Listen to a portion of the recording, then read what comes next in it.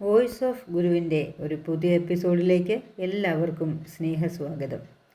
ഞാൻ രജനി ബിജു. ഓം ശ്രീനാരായണ പരമഗുരവേ നമഃ. ഓം ശ്രീ ശാരദാംബായേ നമഃ. ആചാര്യപാദങ്ങളിൽ പ്രണാമം. ഭഗവാന്റെ ദിവ്യമായിരിക്കുന്ന ഈ സമ്പൂർണ്ണ ഗുരുപുരാണം വായിക്കുവാനും കേൾക്കുവാനും ഭാഗ്യം ലഭിച്ച എല്ലാ സുഹൃത്തുക്കൾക്കും എൻ്റെ വിനീത നമസ്കാരം. ശ്രീനാരായണ ഗുരു സമ്പൂർണ്ണ ചരിതം ഇതാദ്യമായി പുരാണ ഗ്രന്ഥരചനയുടെ രീതിയിൽ ചമയ്ക്കുകയാണ്. 18 പുരാണങ്ങൾക്കു ശേഷം 19ാമത് പുരാണം. ഗുരു സാക്ഷാത് പരംബ്രഹ്മ എന്ന് ഉദ്ഘോഷിച്ചുകൊണ്ട് ഉലകത്തിൻ്റെ ഏക പൂർണ്ണഗുരു എന്ന തലത്തിൽ നടത്തുന്ന സാഹിത്യരചന. വർഷങ്ങൾ നീണ്ടു നിൽക്കുന്ന ഈ ഗ്രന്ഥരചനയിൽ ഓരോ ഭാഗവും ഏപ്രിൽ ലക്കം മുതൽ ഗുരുസാഗരം മാസികയിൽ ഖണ്ഡശ പ്രസിദ്ധീകരിച്ചു തുടങ്ങിയിരിക്കുന്നു. ഈ ബൃഹത് ചരിതം ഗുരുവിനെക്കുറിച്ച് ഉയരുന്ന എല്ലാ അറിവില്ലായ്മകളും ഇല്ലായ്മ ചെയ്ത് യഥാർത്ഥ ഗുരുസ്വരൂപം അനാവരണം ചെയ്യുന്ന ഒരു അപൂർവ സൃഷ്ടിയാണ്. തുടക്കം മുതൽ വായിക്കാൻ www.guruSagaram.com എന്ന ഓൺലൈൻ എഡിഷനിൽ കയറി സബ്സ്ക്രൈബ് ചെയ്യാവുന്നതാണ്. അല്ലെങ്കിൽ 600 രൂപ ഗൂഗിൾ പേ ചെയ്ത് വരിക്കാരാകാവുന്നതാണ്. ഒരു വർഷത്തേക്ക് മാസിക തപാലിൽ ലഭിക്കുന്നതാണ്. 6282319294 എന്ന നമ്പറിൽ വിലാസം അയച്ച ശേഷം 8078188858 എന്ന നമ്പറിൽ 600 രൂപ അടച്ചാൽ മതിയാവും. ഗുരുസാഗരം ആധ്യാത്മിക കുടുംബ മാസികയിലെ പങ്ക്തികളെ വായിച്ച് കേൾപ്പിക്കുകയാണ് വോയിസ് ഓഫ് ഗുരു എന്ന ഈ ചാനൽ.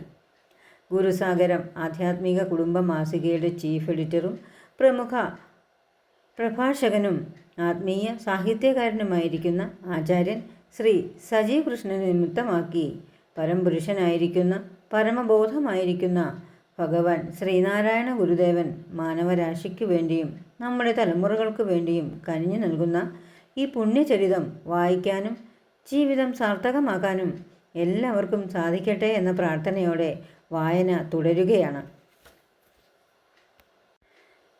ശ്രീമദ് നാരായണ ഗുരുപുരാണം നമോ ഭഗവതേ 2ാം അധ്യായമാണ് നമ്മളിപ്പോൾ വായിച്ചുകൊണ്ടിരിക്കുന്നത്. 2ാം ഭാഗമാണ് ഇന്ന് വായിക്കുന്നത്. യുഗങ്ങളും മന്വന്തരങ്ങളും.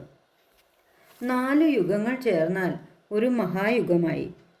71 മഹായുഗങ്ങൾ ചേർന്നാൽ ഒരു മന്വന്തരം.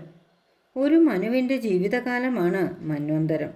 ഓരോ മന്വന്തരത്തിലും ഒരു മനു വീതം ദൈവഹിതം നടപ്പാക്കാൻ ജനിക്കുന്നു. മന്വന്തരത്തിൻ്റെ അവസാനം ദേവന്മാരും ഇന്ദ്രന്മാരും നശിക്കുന്നു.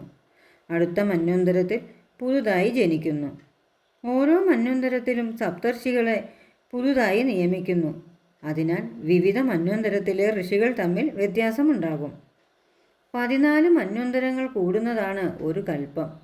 ഒരു കൽപ്പം എന്ന് പറഞ്ഞാൽ ബ്രഹ്മാവിൻ്റെ ഒരു പകലാണ്.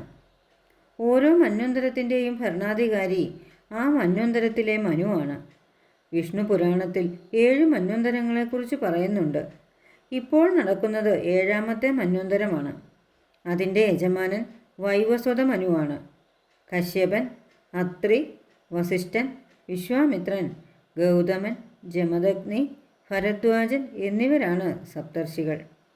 മനുഷ്യന് അറിവും വിവേകവും നൽകുന്നത് സപ്തർഷികളാണ്. മനുവാണ് ഓരോ മന്വന്തരത്തിലും സപ്തർഷിമാരെ നിയമിക്കുന്നത്. ആകെ 15 പേരാണ് സപ്തർഷിമാരുള്ളത്. ഇതിൽ 7 പേർ ഒരു മന്വന്തരത്തിൽ സപ്തർഷിമാരായിരിക്കുന്നു. ഓരോ സപ്തർഷി വിഭാഗത്തിലും 4ാമതായി നിൽക്കുന്നയാളാണ് അധികാരി. 71 ചതുർയുഗങ്ങൾ ചേർന്നതാണ് മന്വന്തരം എന്ന് പറഞ്ഞു. ചതുർയുഗങ്ങളെ ഒന്നു ചേർത്ത് മഹായുഗം എന്ന് വിളിക്കാം. കൃതയുഗം അഥവാ സത്യയുഗം, ത്രേതായുഗം, ദ്വാപരയുഗം, കലിയുഗം എന്നിവയാണ് ചതുർയുഗങ്ങൾ. ബ്രഹ്മാവിൻ്റെ ജീവിതകാലമായ 100 ബ്രഹ്മവർഷത്തിൽ 311.04 ട്രില്യൺ മനുഷ്യവർഷങ്ങളുണ്ട്. കൃതയുഗം 4800 ദേവവർഷം. 17,28,000 മനുഷ്യവർഷം. ത്രേതായുഗം 3,600 ദേവവർഷം, 12,96,000 മനുഷ്യവർഷം. ദ്വാപരയുഗം 2,400 ദേവവർഷം, 8,64,000 മനുഷ്യവർഷം.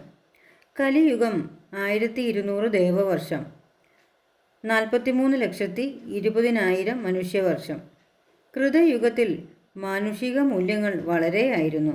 മനുഷ്യന് ലക്ഷക്കണക്കിന് വർഷങ്ങൾ ആയുസ്സുണ്ടായിരുന്നു. അതിനാലാണ് ഋഷിമാർക്ക് ആയിരക്കണക്കിന് വർഷങ്ങൾ തപസ്സു ചെയ്യാൻ സാധിച്ചത്. ത്രേതായുഗത്തിൽ മനുഷ്യർക്ക് 3/4 മൂല്യങ്ങളും 1/4 പാപവും. മനുഷ്യായുസ് 10,000 വർഷം.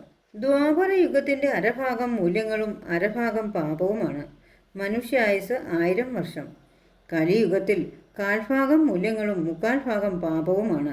മനുഷ്യായുസ് പരമാവധി 100 വർഷം. ഈ കാലഗണന അനുസരിച്ച് ഭൂലോകത്തിൽ മതങ്ങളുണ്ടായത് കലിയുഗത്തിലാണ്. എല്ലാ മതങ്ങളും ഭൂമിയിൽ ഭാരതദേശമെന്നറിയപ്പെടുന്ന വിശാല ഭൂമികയിലാണ് രൂപപ്പെട്ടിരിക്കുന്നത്. അവയുടെ അനുരണനങ്ങളാണ് ഭൂമിയുടെ മറുപാതിയിലുള്ള മനുഷ്യ സമൂഹത്തെ സ്വാധീനിച്ചത്. അടുത്തതായി മതങ്ങളുടെ പൊതുഘടനയെ ചുരുക്കി പറഞ്ഞു തരാം. ഇതോടെ ഇന്നത്തെ വായന പൂർണ്ണമാവുന്നു. അടുത്ത ഞായറാഴ്ച വായന തുടരുന്നതായിരിക്കും. നമസ്തേ.